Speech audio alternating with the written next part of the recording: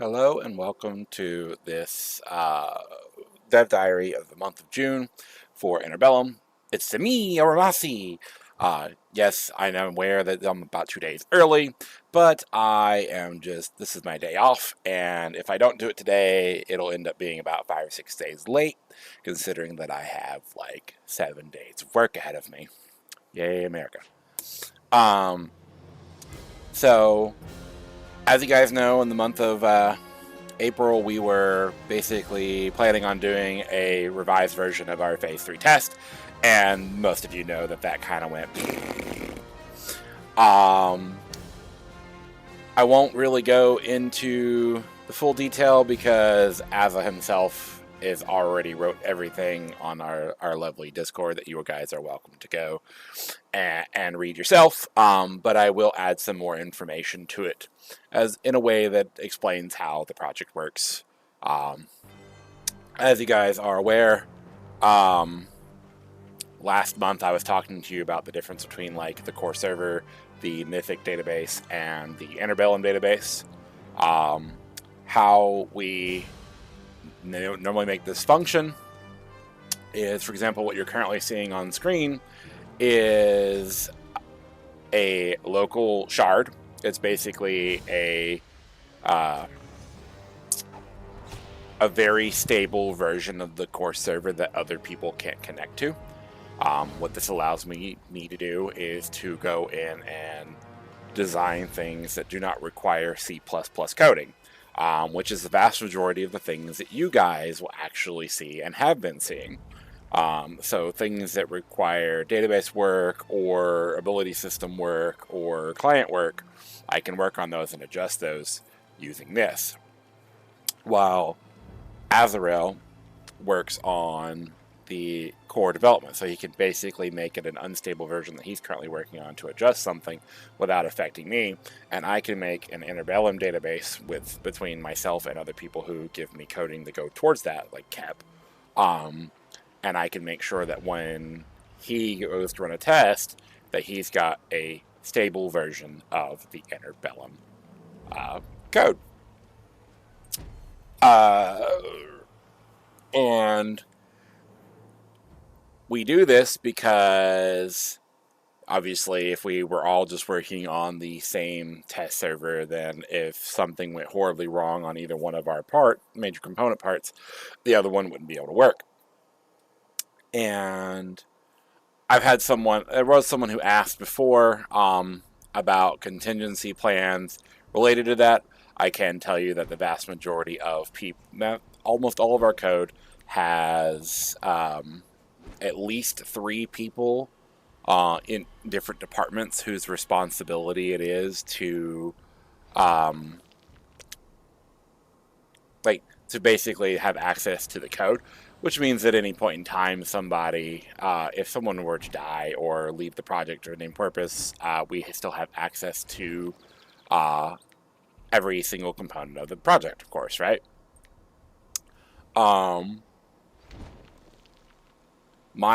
The server that I work on, because obviously I never have any people on it, has a whole bunch of stuff like this where you can, have little cannons that I can shoot in order to test to make sure things work. What you guys are currently seeing is just some rune scribe. Jesus, I can talk. Rune scribe stuff showing that we do have the depleted rune systems that make you unable to use your abilities whenever you got that. I do have some information, or I made one. Here it is. So because the current Phase 3 was not something that we had planned, right? So I wrote that in the announcements, but I'm going to give you guys some more information. Basically, Phase 4 is what we originally were going to do Phase 3, back in like late January, early February. Now Phase 3 is related to this. So, as I stated in announcements, Phase 3 is going to crash a lot. Basically, the goal of Phase 3 is to get a server that is stable, people can log in without any issues. And we'll move to stage 4 when basically a certain number of testers, which will be defined by development, can stay online on the server for a minimum of 1 hour without it crashing. Because Azrael has been busy the last week, I haven't actually been able to fully flesh this out because he's been dealing with wedding-related stuff. So this will probably change, but I was just giving you guys, something to look at to show you that we do have a direction that we're taking. I know we don't normally give ATAs, and we don't normally give this stuff, but I am doing it because we are in testing phases, and I want my testers to know what they can expect as they go forward. So phase 4 testing, part of it, like the initial components of phase 4, will be basically tacked on to phase 3. This is because under most circumstances, I can run the Interbellum database while we are trying to figure out things on the core side. During phase 3 testing, if at any point in time the Interbellum database is interfering with that, we do have a tier 1 database that we know for a fact is 100% solid. That's based off of like Mythic's abilities in 1.4.8.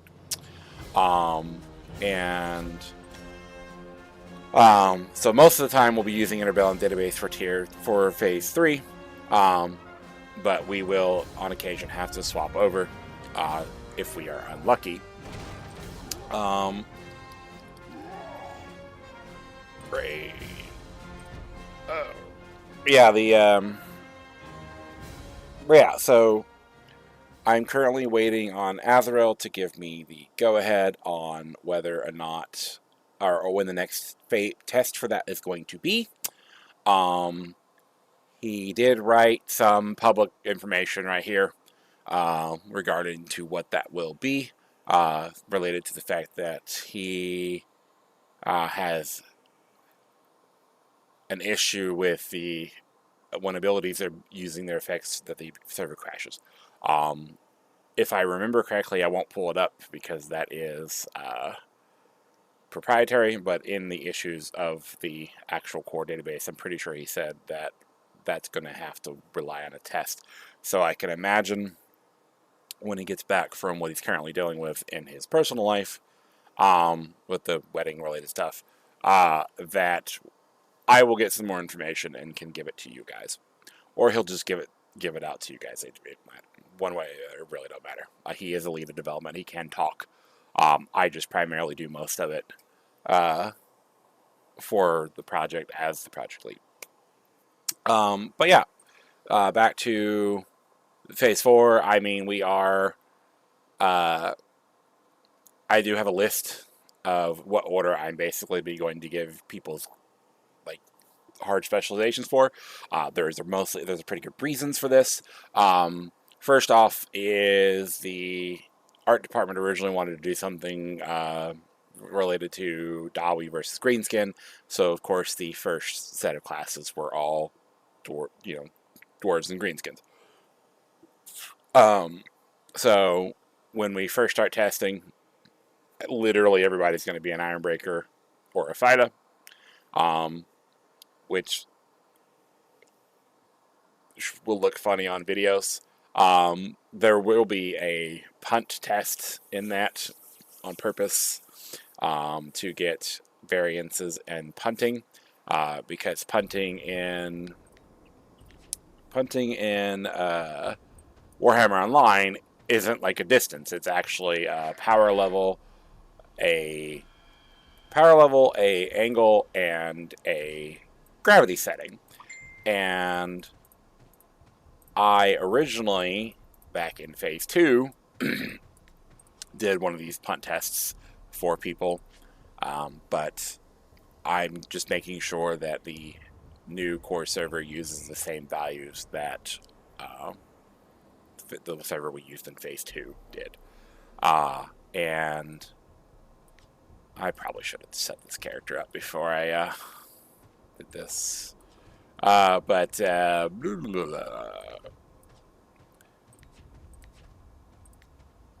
yeah, if it's the same, then the test won't take too long, as I basically already know what values I want to use. But it will be kind of funny for players to just be able to massively punt each other around repeatedly on the server.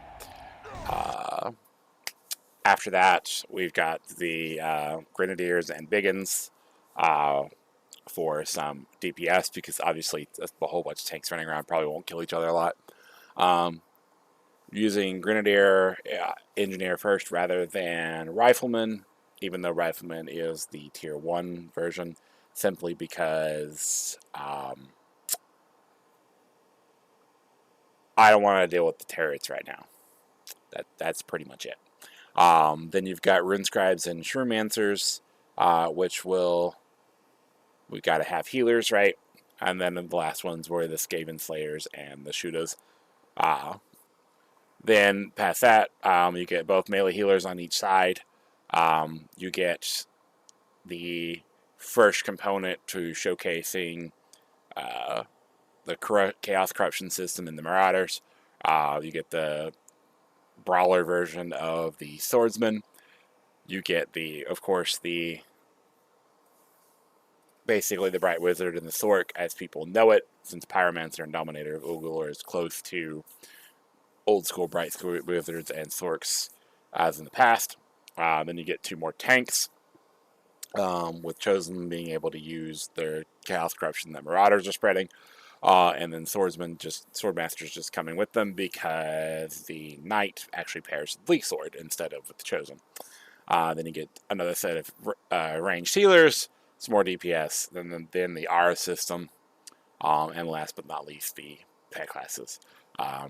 Each class visually only gets given 1 hard specialization, because I will be testing them with the entire tree already purchased. So, for example, like this character has Band 5, Engage 3, Improve Block 5, Crumplum 3, Save Me, Hide 4, Stop Mucking About 4, and has literally every single ability.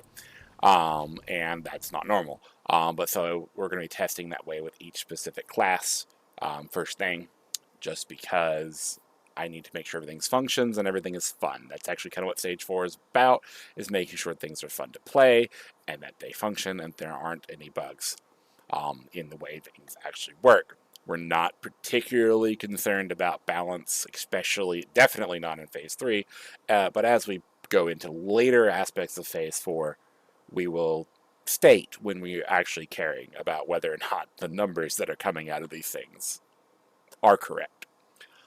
There is a whole bunch of math related to them, but of course, the best plans get shredded as soon as they meet the enemy, right? The last component of Phase 4 that we plan on doing is scenarios. This is basically kind of development dependent, but once development is ready and after each initial class has been released to players, we will open up.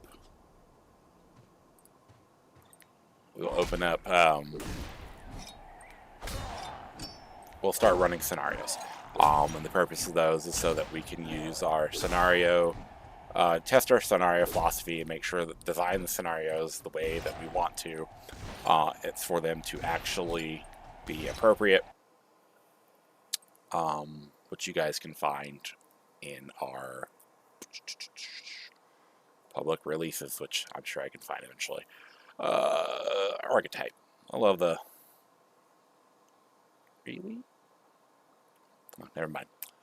Well, yeah, that is essentially what we're going to. Stage 5, Phase 5, I'll talk to once we get closer to it. But yeah, that is where we are as of April, and what we're going into, at least for design and development, into June. I said that wrong. April and May into June. There we go. But yeah, I think that pretty much does it, actually. Yeah. All right.